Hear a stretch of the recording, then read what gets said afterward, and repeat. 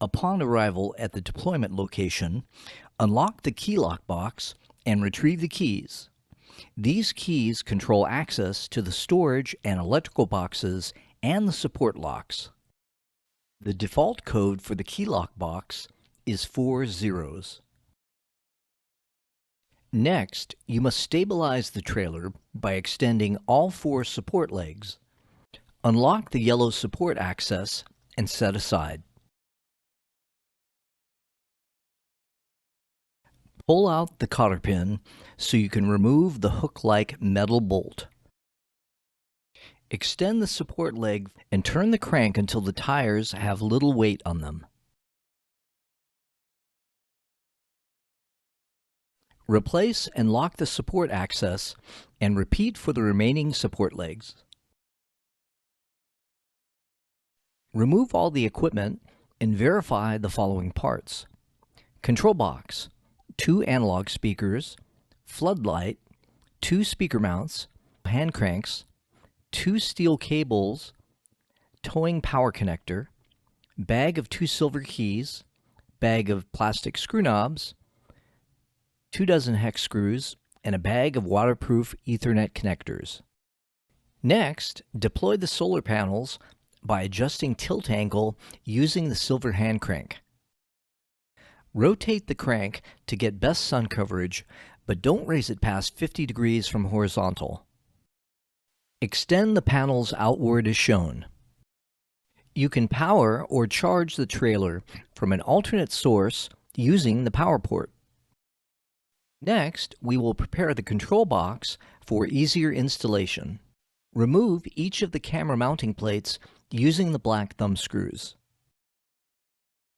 Then install the waterproof network connectors and don't forget the O-ring. Now place the control box on the steel square tube atop the mast in the preferred direction.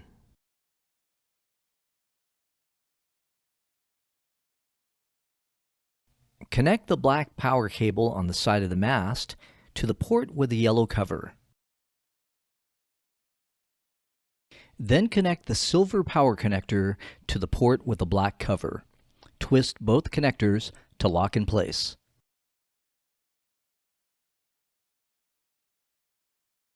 Place the white LED floodlight and bracket assembly atop the control box. Secure with a black thumb screw. Plug the floodlight power cable into the power connector on the control box. There are 2 ways to install the speakers. Using a small wrench allows you to mount it atop the bracket, or you can mount it under the bracket. Place the speaker and mount assembly atop the control box and tighten the thumb screw. Connect the audio cable, then the power cable. Next, attach the mount onto the mounting plate using 4 bolts. Take the camera pigtail and slide it through the hole in the mounting plate. Attach the camera securely to the mount with the supplied screws. Bring the camera and mount assembly next to the control box and connect the network cable to the control box. Next, slide the pre-mounted plate back into the control box and secure with a black thumb screw. Add the remaining cameras the same way. Before raising the mast, you'll want to use the steel cables to stabilize the mast to minimize movement when it's windy.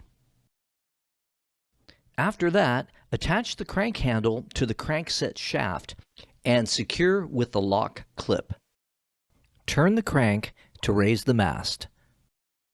Continue to crank the mast until the stabilizing cables are taut.